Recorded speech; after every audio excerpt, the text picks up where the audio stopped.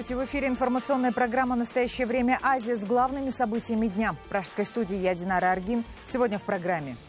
Иран готовится к наземной операции в Сирии, а мировое сообщество возмущено российскими бомбардировками. Бомбят всех подряд, россияне опровергают.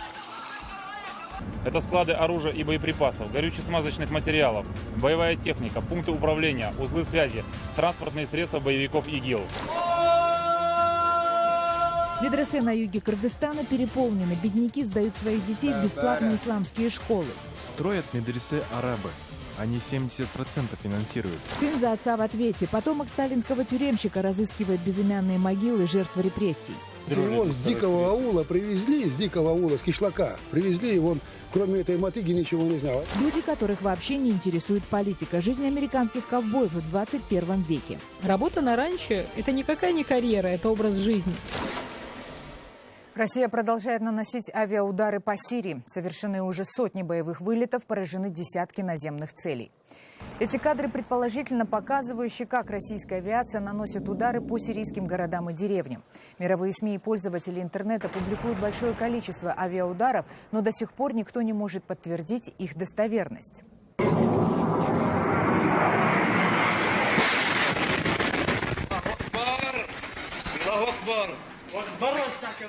На этом видео зафиксирован удар российской авиации, который был снят теми, по кому он и наносился.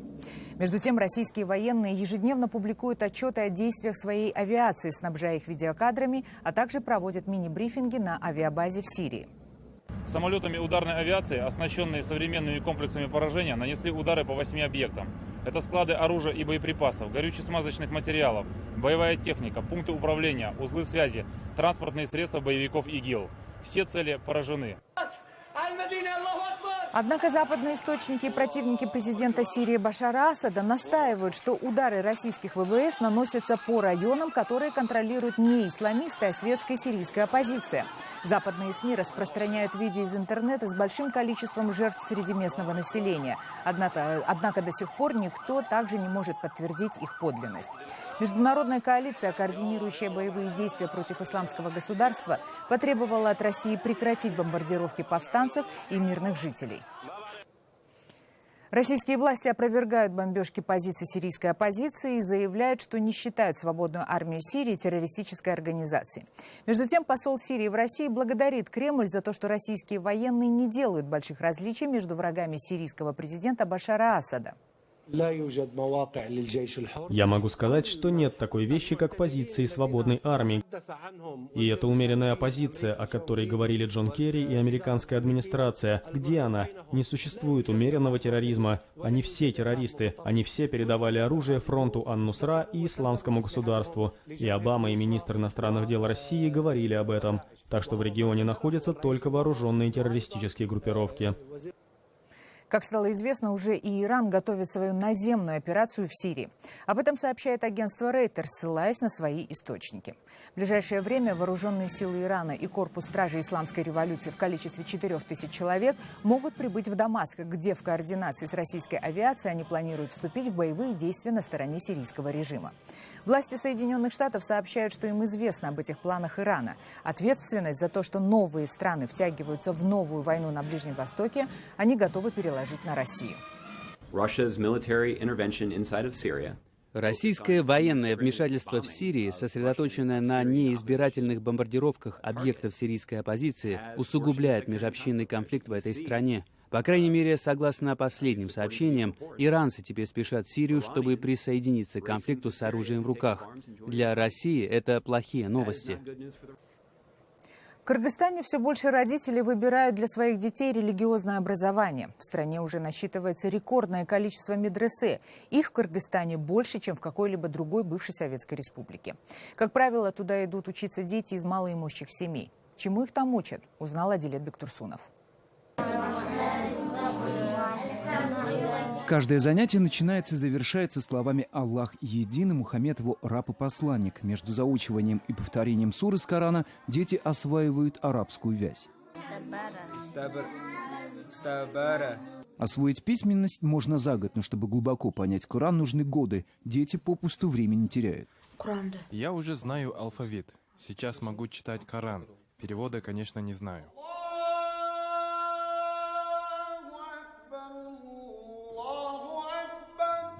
Центральная мечеть в Баткене – самая большая семинария по области. Десятки слушателей приходят с рассветом и уходит закат.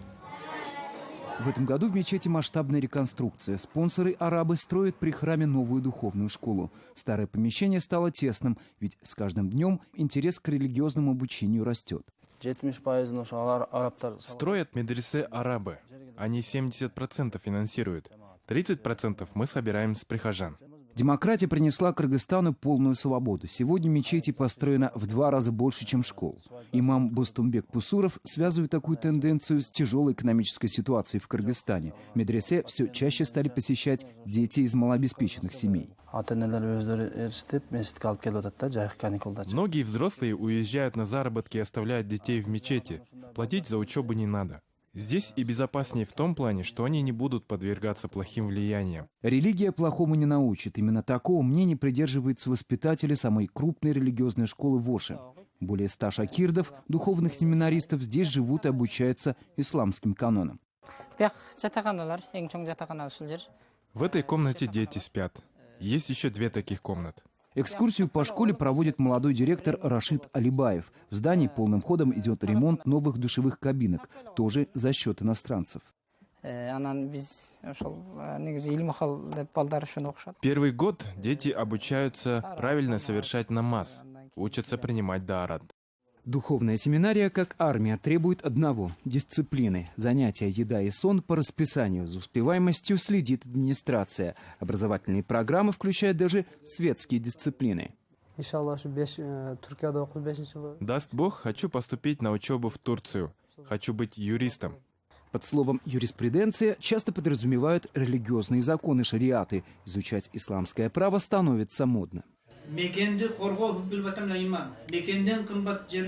На окраине Бишкека мулла Мулдыхалил Исаков открыл частную духовную школу. Программу обучения утверждает муфтият. Они же снабжают семинарию литературой. Но прежде книги проходят экспертизу на отсутствие экстремистских идей.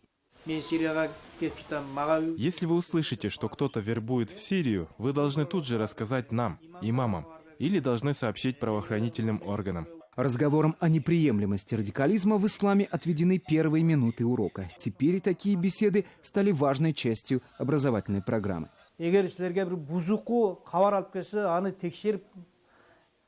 Важно дать правильное знание о религии. Ислам не учит убивать или взрывать людей. Сегодня главная задача официальной духовной семинарии – воспитать очередное поколение священнослужителей, которые могли бы защитить верующих от ложных идей радикалов. Но одних проповедей, видимо, будет недостаточно. Пока же в Кыргызстане нет четких стандартов религиозного образования. Тем временем по числу медресе Кыргызстан занимает лидирующую позицию среди стран СНГ. Адилет Бектурсонов, Азат Нутымаков для настоящего времени. ОБСЕ просит Астану разблокировать сайты. Представитель организации по свободе слова Дуня Миятович направила письмо к министру иностранных дел Ерлану Идрисову. Она призывает власти Казахстана содействовать восстановлению доступа к сайтам Ратель.кз и Зона.kz.нет. Миятович заявила, что их блокирование может нарушить свободный поток информации и повлечь чрезмерные ограничения на свободу прессы. Напомним, что в Казахстане в течение 3 недель у пользователей нет доступа к порталам Ратель.kz и Зона.kz.нет. Редакция Ратель обратилась в Генеральную прокуратуру, КНБ и Казахтелеком за объяснениями. Однако этот вопрос по-прежнему не решен. Журналисты заблокированных сайтов сейчас публикуют свои материалы в социальных сетях, в частности на Фейсбуке, который, кстати, может оказаться под угрозой закрытия. На недавнем форуме по кибербезопасности в Астане эту платформу причислили к социальным сетям, препятствующим пресечению вербовки казахстанцев. Пока же Фейсбук является в республике одним из самых популярных источников информации. Так, например, при ликвидации последствий разрушительного селя, прошедшим летом в Алма-Ате, Фейсбук по оперативности оказался гораздо эффективнее властей. Наш корреспондент Дмитрий Беляков о том, как социальные сети объединяют людей. 12-летний парнишка Диаса Абакиров, или как его зовут волонтеры, Медвежонок, личность узнаваемая уже далеко за пределами алматинского Карагайлы. Сразу же после того, как на поселок сошел сель, он с группой подростков начал помогать карагалинцам. В любой точке поселка можно встретить медвежонка, несущего воду или помогающего убирать дворы. Волонтеры подсказали Диасу открыть свой профиль в Фейсбуке, и количество его подписчиков растет быстрыми темпами. В основном в профиле слова благодарности и комплименты. Но есть и такие пользователи, кто злословит или даже оскорбляет медвежонка. Диас относится к этой стороне славы по-взрослому. Я им ничего не говорю, я промалчиваю. Они не смогли добиться своего, и это не могут видеть от меня. Помимо Диаса, приглянувшегося в первые дни журналистам, волонтерам помогают еще около 3 десятков местных ребятишек. 13-летний школьник Нурахун Халимсапиев трудится в штабе с первого дня. Парнишка входит в число тех, кого волонтеры называют навигаторами, и без кого не обходится ни одна раздача продуктов населению. Навигатор, с улицы все подсказывает. Что такое навигатор? Это, знаете, улица. Покажешь, куда ехать. Прямо домой заходите и кормите их. На кухню пойдешь, на кухне тоже еду возьмешь. Отсортированная помощь загружается в грузовые автомобили, присланные крупными предпринимателями, и внедорожники волонтеров. 10 литров воды на один дом, сухпайок, горячий обед и ужин. Посадив в кабину навигатора из местных ребятишек, сотрудники «Красного полумесяца» едут в наиболее пострадавшие от селя районы. Гуманитарная помощь! Услышав знакомые призывы, люди быстро собираются у машины волонтеров. Первая просьба всегда – вода. Так как поселок после ЧС отключен от света, газа и воды, актуально и горячее питание. Семьям с маленькими детьми раздаются также памперсы и предметы личной гигиены. Штаб волонтеров, пострадавшим от селя Алматинском Карагайлы, расположен в просторном помещении местного кафе. Здесь собирается гуманитарная помощь, сюда стекаются алматинцы, желающие помочь. Им находят место на кухне, складе или отправляют развозить пайки населению. Продукты, воду и предметы первой необходимости распределяют сотрудники казахстанского общества «Красного полумесяца». Их около 10 человек. Логист общества Руслан Хрущев подчеркивает, львиная доля пожертвований привезена частными лицами. Зачастую те, кто привозят продукты или вещи, остаются помогать волонтерам на кухне или на сортировке. Большая часть волонтеров приезжает в поселок благодаря социальным сетям. Именно по Фейсбуку очень много волонтеров приходят. И я вам точно скажу, мой телефон находится в Фейсбуке как горячая линия. Из 100%, 90% говорят, что нашли в Фейсбуке именно нас. Один из таких алматинцев, Вячеслав Солнцев, его знакомые проживают в Карагайлы и пострадали от селя. После того, как он помог им вычистить двор и дом, Вячеслав решил, что должен сделать что-то и для остальных жителей поселка. С семьей поговорили, решили поучаствовать в помощи другим людям. А откуда узнали, где больше всего информации, где можно прочитать? Из уст человеческих. Передают? Да. Facebook, WhatsApp. А то, что по телевизору показывают, смешно просто. В наиболее пострадавшей части поселка на улицах возле речки работы кипят до сих пор. Сотрудники коммунальных служб, солдаты и курсанты вычерпывают грязную жижу из домов и дворов. Здесь наиболее отчетливо видны масштабы бедствия и понятно, что для их устранения потребуется еще не одна неделя. Очень необычно видеть на фоне бульдозеров и тракторов маленький «Пежо» с трубкой девушки за рулем. Лейла Касыманова, одна из активных волонтеров, развозит на своей машине продукты и воду пострадавшим. Я думаю, что если бы не Facebook, никто бы об этом не знал, честно, потому что СМИ молчали. Я не понимаю, почему мы СМИ молчали первые дни вообще. Они говорили, в Спасском районе сошел всех жертв, все. Но были же другие моменты. Самая большая проблема сегодня заключается в том, что вместе с потоками воды во дворы и дома принесло содержимое септиков, трупы скота и домашних животных. После того, как грязь и ил будут убраны, потребуется санитарная обработка. Возможно, какие-то постройки даже придется снести. На этом фоне официальная компенсация от государства в 200 тысяч тенге, это чуть более $1000, выглядит несущественно. Сейчас все в том же Фейсбуке производится сбор средств для жителей Карагайлы. Но, скорее всего, эти деньги будут потрачены на продукты и наем рабочей силы, когда активность алматинских волонтеров пойдет на спад. Медвежонок и его друзья говорят, что они будут помогать до тех пор, пока не будут устранены все последствия селя. Им, в отличие от других волонтеров, уехать никак нельзя. Этот поселок для них дом. Дмитрий Беляков, Павел Ангельгард. Настоящее время. Далее в программе. Сын за отца в ответе. Потомок сталинского тюремщика разыскивает безымянные могилы жертв репрессий. Его с дикого аула привезли, с кишлака. Привезли, и он, кроме этой мотыги, ничего не знал. Люди, которых вообще не интересует политика. Жизнь американских ковбоев в 21 веке. Работа на ранчо – это никакая не карьера, это образ жизни. На Урале сын бывшего начальника лагеря системы ГУЛАГ добровольно разыскивает кладбище политзаключенных. В России официально поиском таких могильников никогда не занимались. Наш корреспондент Екатерина Пономарева узнала, почему потомки сталинских тюремщиков восстанавливают справедливость.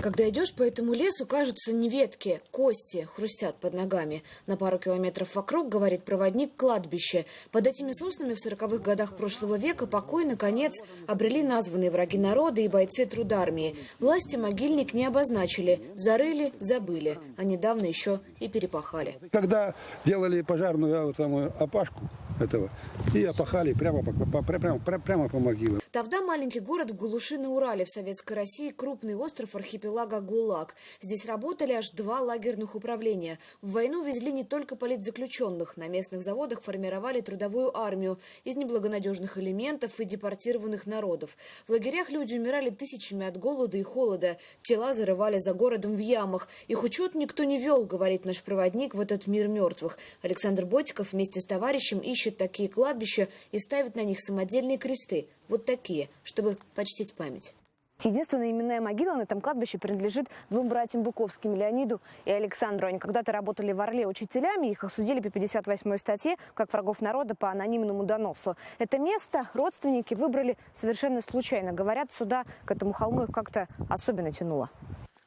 Ботиков больше 10 лет провел в архивах и среди могил и помог сотням семей со всего мира найти в их истории тавдинский след ГУЛАГа. Заняться поиском ему, кажется, сам Бог велел. Его отец, чекист, НКВДшник, возглавлял здесь одну из колоний ГУЛАГа. По рассказам отца, Александр нашел многие захоронения, как, например, это братскую могилу трудармейцев из Азии на местном кладбище на 577 человек. На заводе, не работали на заводе. На заводе, но он не... Вы представляете, его с дикого аула привезли, с кишлака, привезли, он кроме этой мотыги ничего не знал. А его привезли на лесокомбинат и заставляют на станке работать или что-нибудь там сушили, там доски. Он их не видал никогда в жизни. Он не приспособлен. В Союзе о трудармии не говорили вообще. Данные о людях, которых насильно свозили на работы, до сих пор засекречены. Таблички и указатели на этом месте Ботиков с другом сделали на свои деньги. Спасибо, хорошо. Ботиков вообще, кажется, своим поиском в архивах посягнул на святое. Он переписал официальную книгу воинской памяти. Вот она лежит в местном музее. Книгу российские власти делали в спешке к очередному юбилею Победы. Ботиков же исправил сотни историй жизни и смерти тех, кто официально для страны числились пропавшими без вести на полях сражений. И это только один из пары десятков томов. Вот даже, по-моему, есть, вот, смотри, пропал без вести, вот, потом погиб, а вообще-то он живой.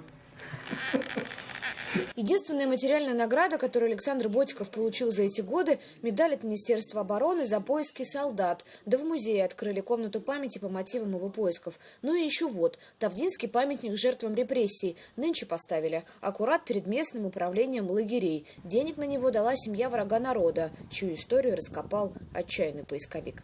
Екатерина Пономарева для настоящего времени. В американском штате Канзас живут люди, которых никакие политические события в мире не интересуют. Они разводят скот и вполне довольны своей захолустной жизнью. Наши коллеги из Вашингтона узнали правила счастливой жизни от американских ковбоев.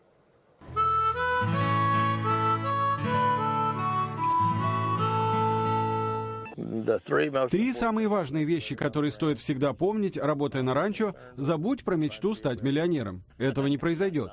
Второе – получай удовольствие от того, чем занимаешься. Ну и последнее – часов не наблюдай, поскольку даже минимум почасовой оплаты ты не увидишь. Позвольте представить. Джо Мур, владелец ранчо. Он и его супруга Нэнси живут в 70 километрах от Додж-Сити в Канзасе. Наш обычный день. Мы встаем в 5:30, быстро завтракаем и быстро выходим на работу. Ранчо Муров – это почти 600 гектаров. В этом году у пары 120 техасских лонгхорнов. Уследить за всеми можно только верхом. Работа с животными – это ежедневный труд. Они требуют внимания каждый день. Работа на ранчо – это никакая не карьера, это образ жизни. Здесь мы вырастили наших 3 сыновей, здесь мы живем. То, что ты делаешь, со временем становится тобой. 19-летний Уильям Джойс приехал сюда поработать из американской столицы.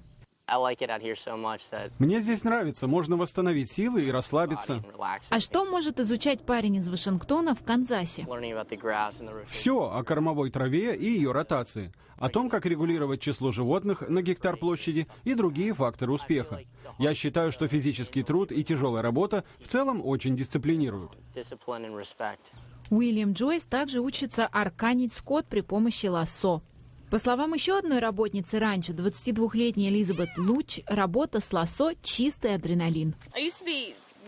Я раньше очень нервничала из-за того, что необходимо постоянно контролировать лошадь. А потом все стало на свои места. Когда ты заарканил животное, ты испытываешь полный восторг.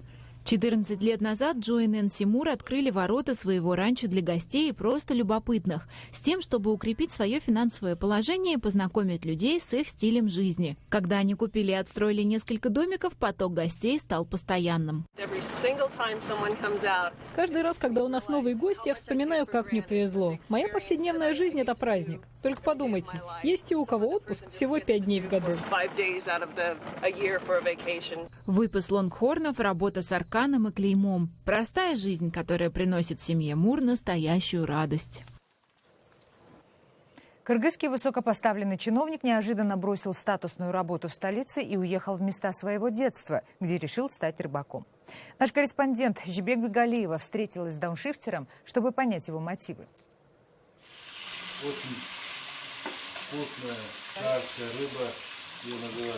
Готовить рыбу сам Самарбек начал совсем недавно. Говорит, пока работал на госслужбе, радости и простые вещи не приносили. Крупный чиновник в правительстве, он зарабатывал хорошие деньги, но все равно, делится фермер, жизнь словно проходила мимо. Любой человек должен вернуться к своим истокам и начать, не то что начать, сделать что-то полезное в своих родных местах. Но не у каждого это получается по всяким разным причинам. У меня это получилось, потому что уже годами у меня вот эта мысль была, мечта была. В небольшом затоне высокогорного озера Самарбек разводит сазана.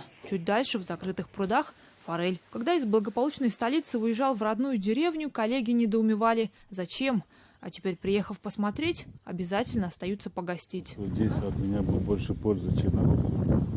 Хотя я образованный, учился в Ленинграде в аспирантуре, защищал диссертацию. Чертежи научной работы о теории механизмов здесь Самарбеку уже не пригодятся. Выбирать корм, следить за температурой воды, заботы фермера проще, но точности требуют не меньшей. Сазан, например, рыба юркая. Не рассчитал сетями, потерял часть поголовья. Поскольку эта рыба не хищная, и она будет просто приумножать ихтиофауну озера Сыма. Больших барышей такой бизнес не приносит. Поэтому увлечению чудаковатого земляка местные только дивятся. Разводить рыбу, а уж тем более не для продажи, среди иссык-кульцев как-то не принято. Однако у Самарбека планы намного шире. В будущем фермер планирует приглашать в свое рыбное хозяйство туристов, любителей рыбалки. Жибек Бегалиева, Азат Антымаков. Настоящее время. Иссык-Куль, Кыргызстан. Это были все новости, о которых мы хотели вам рассказать. Читайте нас в социальных сетях и смотрите на сайте Current Time TV. Я благодарю вас за внимание. Всего доброго и хороших вам выходных.